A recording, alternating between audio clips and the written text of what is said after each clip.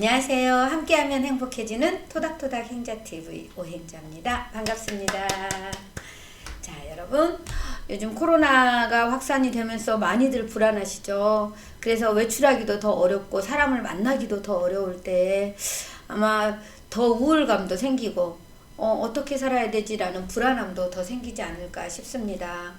이럴 때 여러분에게 도움되는 책 한 권을 소개해드릴까 해요.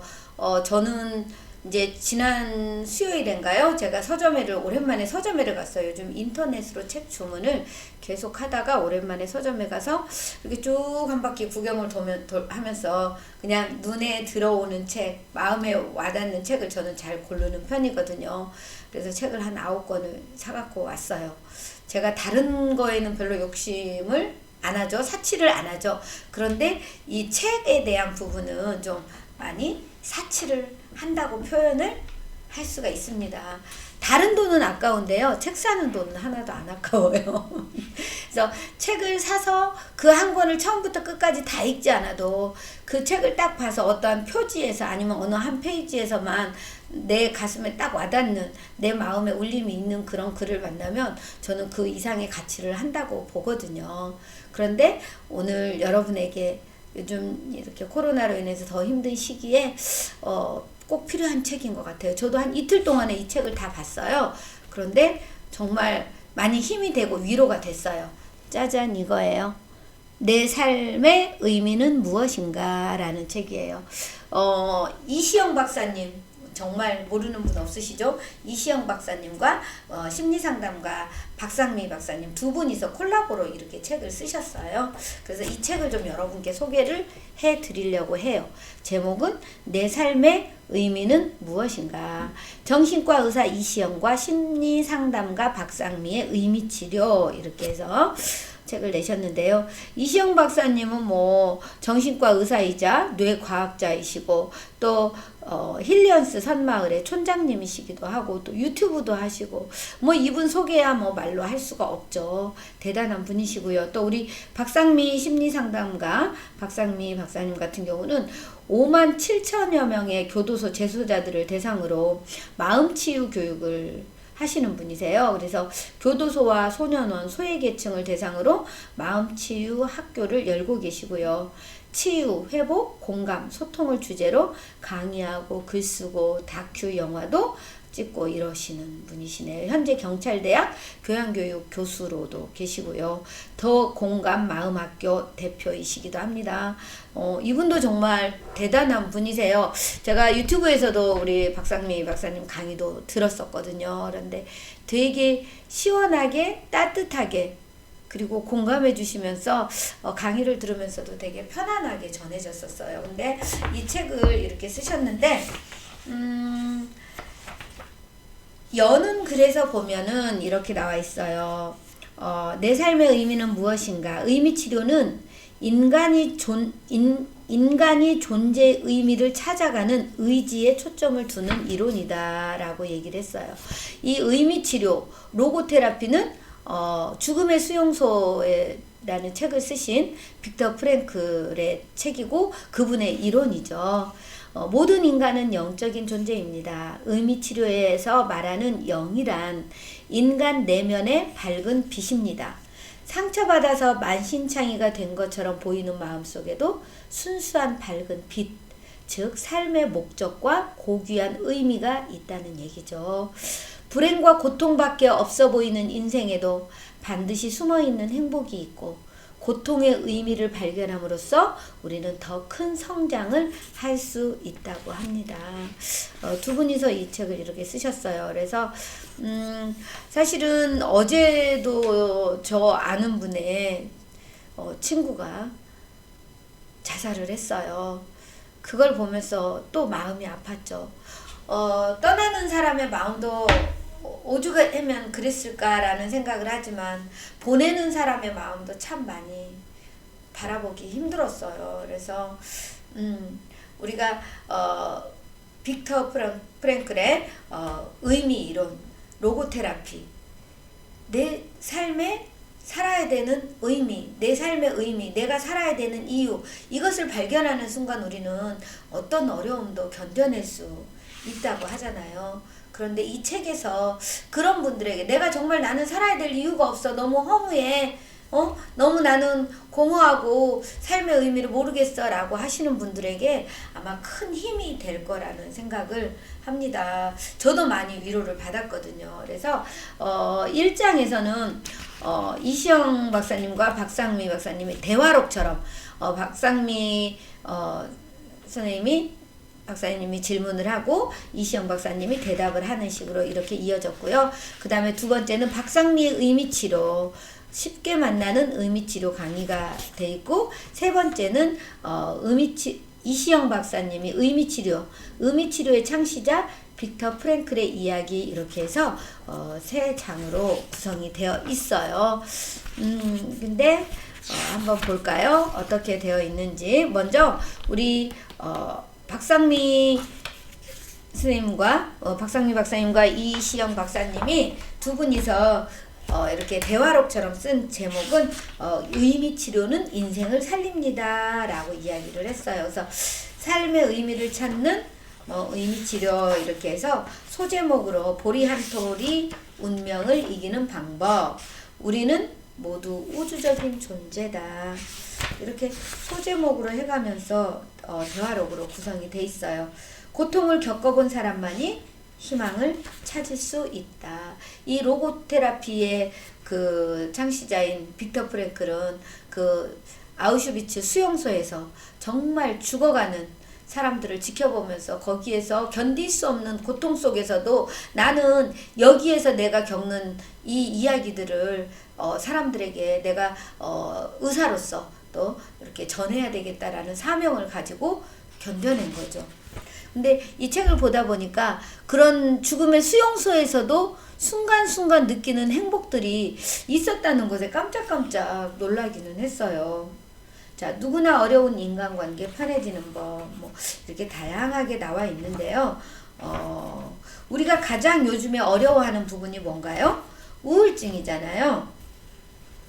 살다 보면 우리는 우울할 때도 있죠. 그리고 우울증을 극복하는 최고의 처방전을 내놓으셨어요. 여러분 궁금하시죠? 우울증을 극복하는 최고의 처방전은 뭐였냐면요. 자, 지금 시점이 이제 박상미 박사님이 질문을 하는 거예요. 요즘 한국 경제가 IMF 때보다 더 힘들다고 한다. 경제가 어려우니까 더 팍팍해지는 것 같은데 이제 요즘은 더 많이 힘들어한다. 이러면서 이야기를 했어요. 그러니까 우리 이시영 박사님이 그러죠. 요즘은 점점 자기중심적이 되어져 가고 있다. 그래서 이웃을 돌보는 마음도 더 없어진다. 그래서 인간의 심성이 더 거칠어지고 인색해지고 베풀고 나누는 것마저도 주저하는 시대가 온 것 같다. 근데 이제 이시영 박사님은 베풀음으로 기쁨을 얻는다고 이렇게 이야기를 하셨는데, 이제 베품과 기쁨을 얻는다는 것, 남을 도울 때 뇌에 어떤 반응이 일어나는지를 우리 박상미 박사님 물어봤어요. 베풀음으로 기쁨을 얻는다고 하셨는데 남을 도울 때 뇌에는 어떤 반응이 일어나나요? 이렇게 물었어요. 그러니까 이시영 박사님은 그랬죠. 베풀고 나눌 때는 일단 긍정적인 정서가 된다. 기분이 나쁜데 베푸는 일을 할 수는 없다. 뇌 속에는 후대상 피질이라는 곳이 있는데 그 아래에 쾌락 중추가 충족이 될 때 도파민이라는 물질이 분비를 하죠. 베푸는 것도 일종의 욕심이다. 구세군 냄비에 적은 돈이라도 집어넣고 나면 뭔가 마음이 좀 가벼워지는 느낌? 그래서 스스로 느끼는 자기 충족감. 그때 쾌락 중추가 똑같은 그 도파민을 이렇게 내보낸다는 그런 이야기죠. 그래서 우리가 그 우울증을 극복하는 방법, 그 처방전이 뭐냐면은요, 남을 위해서 내가 할 수 있는 걸 하자는 얘기예요. 베풀고 나누는 일을 하자는 얘기였어요. 여러분, 내가 지금 나도 힘들어 죽겠는데 내가 뭘 해? 라는 생각 하실 수 있죠. 그런데요, 꼭 얼마나 거창한 것은 아니거든요. 그냥 내가 남을 위해서 웃어줄 수 있는 것, 어쩌면 지금 제가 이렇게 이 책을 소개하는 것, 내 삶의 의미는 무엇인가라는 이 책을 소개하는 것 또한 제가 할 수 있는 나눔일 수 있어요. 그러지 않나요? 제 방송을 듣고 계신 분이, 이 유튜브 영상을 보시는 분이 그래? 그 책이 좀 그렇게 힘이 된단 말이야? 그럼 나도 한번 사서 봐야 되겠네? 라고 생각을 하고 이 책을 사서 봐서 힘을 얻었다면 그것은 제가 나눔을 한 거죠. 베품을 한 거죠.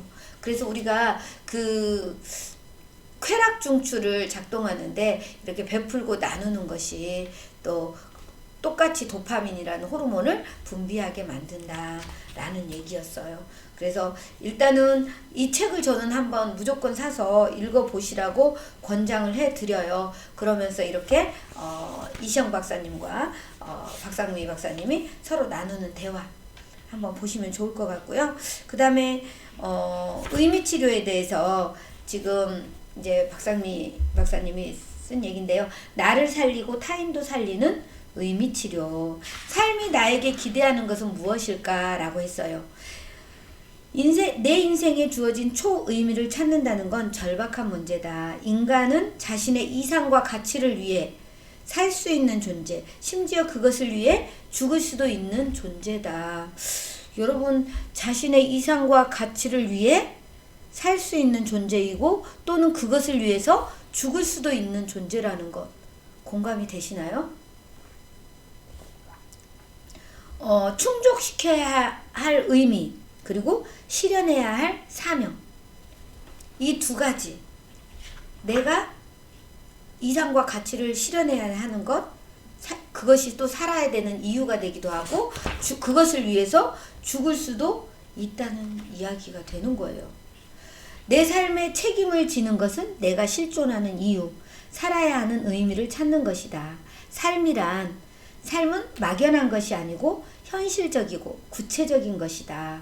피할 수 없는 시련이 내게 주어졌다면 나만이 수행할 수 있는 유일한 과제로 받아들여야 한다. 여러분, 지금 우리가 겪고 있는 코로나 이 전염병의 상황, 우리가 결국은 우리가 견뎌낼 수 있는 거예요. 우리만이 이거를 견뎌낼 수 있는 과제라고 받아들여야 된다는 이야기죠. 자, 의미치료의 행동 강령. 내 앞에 놓인 과제를 수행해 나가기 위해 책임을 가지는 것. 이것이 바로 의미치료의 행동 강령이다 라고 얘기합니다.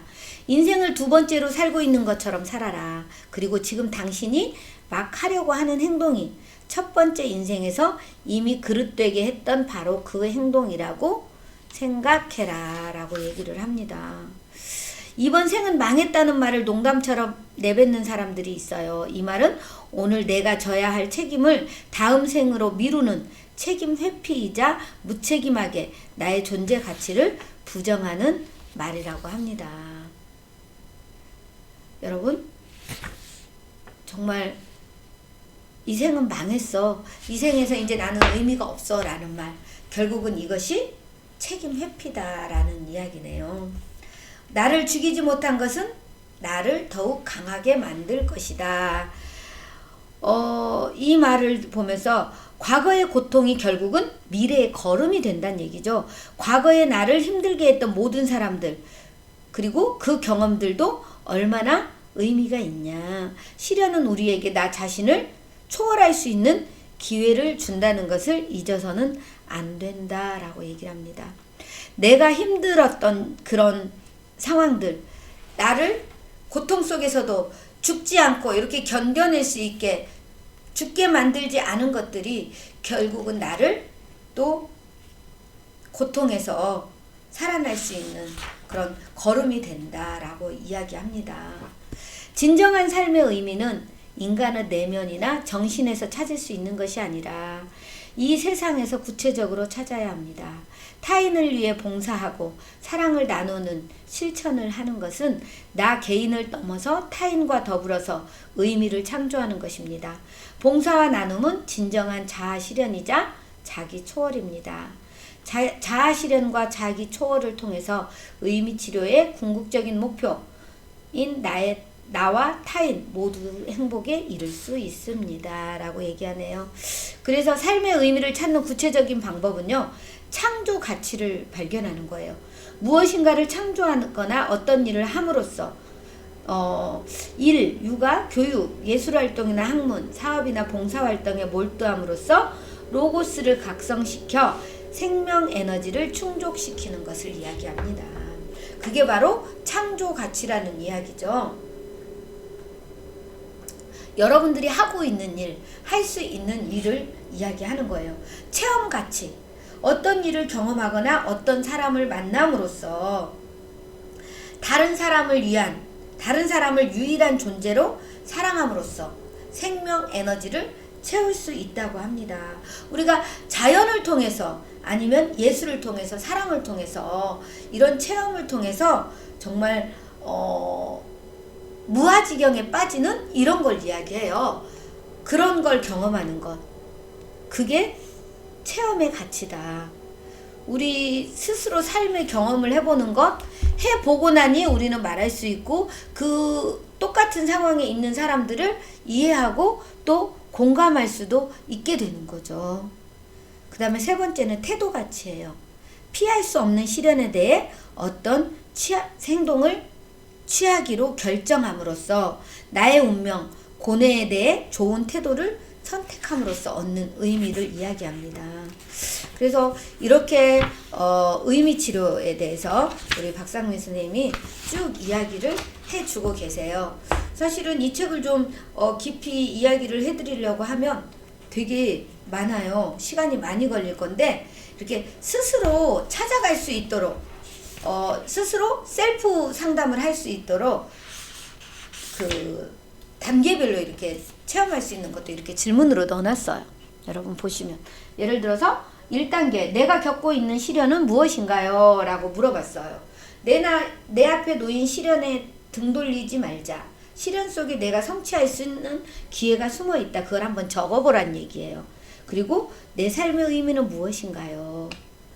3단계는 의미를 창조하기 위해 목표를 성취하기 위해 나는 어떤 적극적인 행동을 할 것인가요? 4단계 나를 도울 수 있는 것을 매일 생각해 보세요. 상미야 너 필요한 게 뭐니? 내가 어떻게 도와줄까? 이렇게 물으란 얘기죠. 그래서 이런 것들을 계속 종이에 적어가 보면서 여러분들이 스스로 찾아갈 수 있도록 여러분들의 삶의 의미를 찾아갈 수 있도록 해놨어요. 그리고 사례도 드러났어요. 자기를 초월한 사람들의 이야기. 그래서 소신부님의 이야기 그리고 이태석 신부님의 이야기 뭐 이런 사례들도 많이 들어져 있어요. 그리고 여러분들의 사례를 이렇게 적어볼 수 있도록 이렇게 나의 이야기 쓰기 해가지고 여러분들의 사례를 적어볼 수 있도록 또 해놨어요. 되게 지금 스스로 어디를 가지 않아도 혼자서 할 수 있도록 되게 잘 해놓으셨어요. 그리고 의미치료 상담실 문을 열어볼까요? 해서 상담 사례도 많이 넣어놓으셨고요. 그래서 보면 볼수록 도움이 많이 돼요. 그리고 그 다음에 이시영의 의미치료 해가지고 의미치료의 창시자 빅터 프랭클의 이야기해서 빅터 프랭클에 대한 이야기도 좀 해놨는데 빅터 프랭클에 대한 이야기 조금 얘기해 드릴게요. 빅터 프랭클은 1905년 오스트리아에서 태어난 정신과 의사로서 나치의 포로 수용소에 수감되어 그 지옥보다 심한 곳 극한 상황에서의 인간 모습을 과학자의 냉철한 필치로 기록한 죽음의 수용소에서를 발표하여 전 세계적 베스트셀러가 되었습니다. 라고 얘기하죠. 자, 빅터 프랭클 자신이 사상 최악의 극한 상황, 죽음의 수용소에서 살아남은 생생한 체험을 바탕으로 쓰였기에 더욱 그 죽음의 수용소에서라는 책은 설득력이 있다는 거죠. 그것은 극한의 고뇌와 절망의 늪에서 빛나는 인간의 모습이었습니다. 어떤 상황에도 다른 사람을 배려하는 고귀한 인간성, 어떠한 절망적 상황에서도 다시 일어설 수 있는 경이로운 생명력입니다. 그는 증언합니다. 빅터 프랭클이 증언하는 거예요. 나는 보았다. 자기 몫의 최후의 빵 한 조각을 다른 사람에게 주는 사람. 따뜻한 말로 위로하고 다니는 사람의 모습을, 그 죽음은 수용소에서 굶어 죽어가는 그런 과정에서 자기의 빵을 나눠주는 사람, 그리고 따뜻한 말로 옆 사람을 위로하는 사람, 직접 봤다는 거죠. 프랭클은 계속해서 자기를 잊고 자기를 넘어 가치 있는 무언가에 몰두하여 일체화함으로써 얻어지는 정신적 충족감, 이게 참된 행복의 길로 우리를 인도합니다 라고 이야기를 해요. 당신의 존재, 당신의 인생에는 대단한 의미가 있다. 어떠한 절망에도 희망이 있다. 인생은 잘되게 되어 있다. 다만 그것을 의식하면 된다. 우리가 잘되게 되어 있다는 것을 의식하면 된다는 거죠. 그런 것들을 빅터 프랭클은 로고스라는 표현을 합니다. 프랭클은 의미치료를 설명할 때 이 사람의 이야기로 시작합니다. 한번 들어보실래요? 1964년 로키 산맥 베테랑 등산가 로브 슐타이스가 해발 3,900m 지점에서 눈 폭풍을 맞아 추락, 바위에 부딪히고 아이젠에 찔리고 정신을 차려보니 온몸에 심한 격통으로 움직일 수조차 없다. 이대로는 하룻밤이면 동사 어떻게든 하산해야 하는데 온몸이 만신창이다. 그래도 이대로 있을 순 없다. 겨우 몸을 일으켜 몇 걸음을 걸었다. 한데 이게 무슨 신비인가. 아픈 데도 없고 공포심도 사라지고 의식 상태가 명료해졌다. 몸은 믿을 수 없이 기민하게 움직이고 바위를 타넘고 자기의 평소 실력으로는 믿을 수 없는 일이 벌어지고 있는 게 아닌가. 몇 차례의 위험 고비를 넘기며 드디어 하산에 성공했다. 이 슐타이스라는 사람이 해발 3,900m 지점에서 눈 폭풍을 맞고 추락을 해서 막 바위에 부딪히고 아이젠에 찔리고 했는데 정신을 차려보니까 온몸에 심한 통증이 있었단 얘기죠. 그런데 내가 이대로 죽을 수는 없다. 이대로 있으면 내가 동사할 수밖에 없겠구나 라는 생각에 일어나서 움직여서 걷는데 정말 몸이 아무렇지도 않고 의식은 명료하고 평소 실력으로 하산을 할 수 있었단 얘기. 일어났다는 것, 움직인다는 것, 걷는다는 것, 아무 두려움도 없고 도대체 어떻게 이럴 수 있을까? 내 속에 숨어 있었던 신비의 힘이 발휘된 것이지요. 이게 그 슐타이스가 한 말이에요. 인간에겐 절체절명의 마지막 위기 순간에 발휘되는 최후의 힘이 비장되어 있다. 빅터 프랭클의 이야기입니다. 자, 이 이야기를 보면은요, 이 위기 속에서 위기 속에서 나오는 힘, 이게 로고스란 얘기예요. 위기라는 정신적 요소가 빠져 있을 때 우리는 모든 것들이 포기된다는 거죠. 그런데 인간의 정신, 생명의 원을 로고스라고 부르는데요. 로고스란 영혼, 논리, 정신, 우주 법칙, 신이라는 의미로 슐타이스가 말한 위대한 힘, 그게 바로 로고스라는 겁니다. 우주의 힘이요, 신의 이념이죠. 이게 바로 로고스라는 거예요. 당신 본래의 모습은 궁극적으로 로고스다. 우리의 모습은 궁극적으로는 로고스란 얘기죠.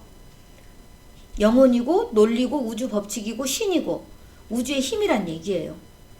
중요한 것은 자기 속에 잠들고 있는 그 힘을 자각하고 이를 믿고 거기에 자기를 맡기고 살아가는 거다. 그러면 로고스가 작용하고 위대한 일이 가능해진다고 합니다. 이야, 무릇 위대한 일을 한 사람은 자기 힘으로 완수한 게 아닙니다.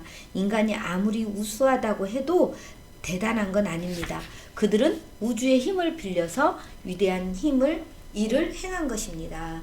자신의 내면에 잠든 그 힘을 믿고 자기 자신을 그 힘에 바침으로써 위대한 일은 성취되는 것입니다. 라고 얘기하네요. 아, 감동이지 않아요? 그런데 이 프랭클은요, 모든 것을 초월한 사랑의 힘, 그리고 실현, 이 두 가지가 로고스라고 이야기를 합니다. 프랭클에게는 아내가 있었어요. 아내 티리와 신혼생활 불과 9개월 만에 프랭클 가족은 모두 체코에 있는 수용소로 가게 되는 거죠. 그런데 아내가 운 좋게 탄약 공장에서 일을 하게 됐는데 이 아내는 남편을 따라서 수용소로 따라가게 된 거예요. 안 된다고 해도 기어이 그 수용소로 따라가서 아이슈비츠 수용소에서 마지막으로 헤어졌어요. 그러면서 프랭클이 외쳤죠. 틸이 어떤 희생을 치르고라도 살아남아야 돼.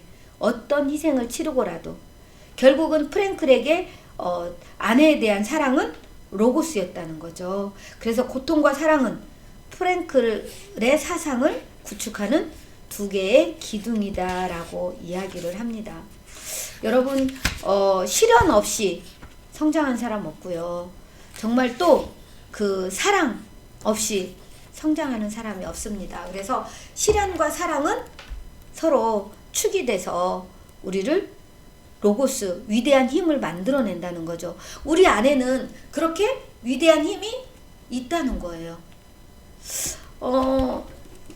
되게 여러분 안에 그런 힘이 있다는 거. 우리는 근데 힘들고 절망하고 좀 이렇게 좌절하는 상황에서는 내가 뭘 해. 나 같은 게 나는 되는 게 없어. 할 수 있는 게 하나도 없어. 내가 살아야 되는 이유가 없어 라고 이야기를 합니다. 그런데 절대 그렇지 않다는 거죠. 우리 인간에게는 누구나 삶의 의미가 있다는 거예요. 내 안에 그 로고스가 다 있다는 얘기예요. 근데 우리가 그것을 자각하지 못하고 발견하지 못한 거죠. 우리는 그것을 발견해낼 때 정말 이 어려운 상황들을 잘 견뎌낼 수 있다고 합니다. 여러분 이 책을 한번 여러분에게 강추를 해봅니다. 상황에 따라서 제가 한번 또 이 책을 새벽 독서 하듯이 또 낭독을 해볼 수도 있어요. 외롭고 우울하고 공허한 사람들을 위한 임상과 치유 대화. 무엇 때문에 내가 태어났을까요? 왜 살아야 하는지 삶의 의미를 찾았습니까? 모든 사람의 인생에는 의미가 있습니다. 모든 사람에겐 충족시켜야 할 의미, 실현해야 할 사명이 반드시 주어져 있습니다. 삶의 의미는 만드는 것이 아니라 발견하는 것입니다. 태어날 때부터 존재하며 손상되지 않습니다. 삶이 나에게 무엇을 기대하는지 궁금하지 않나요? 내 삶의 책임을 짐으로써 삶의 질문에 답해야 합니다. 살아야 하는 이유를 매일 찾아야 합니다. 여러분, 이 책을 통해서 여러분이 지금 힘들고 어려운 상황이지만 살아야 하는 여러분의 삶의 의미를 하나씩 찾아가면서 힘을 내셨으면 좋겠다라는 생각을 해봤습니다. 여러분 오늘 제가 이 책을 이틀 동안에 다 읽고 정말 되게 마음이 뿌듯해지고 따뜻해지고 힘이 생겼어요. 뭘 해도 할 수 있겠다는 자신감도 생겨나고요. 여러분에게도 큰 힘이 되었으면 좋겠습니다. 내 삶의 의미는 무엇인가? 이시영 박사님과 박상미 박사님의 책 여러분에게 추천을 해드렸습니다. 여러분 주말 잘 보내시고요. 저는 또 다음 영상에서 뵙겠습니다. 고맙습니다. 사랑합니다. 축복합니다.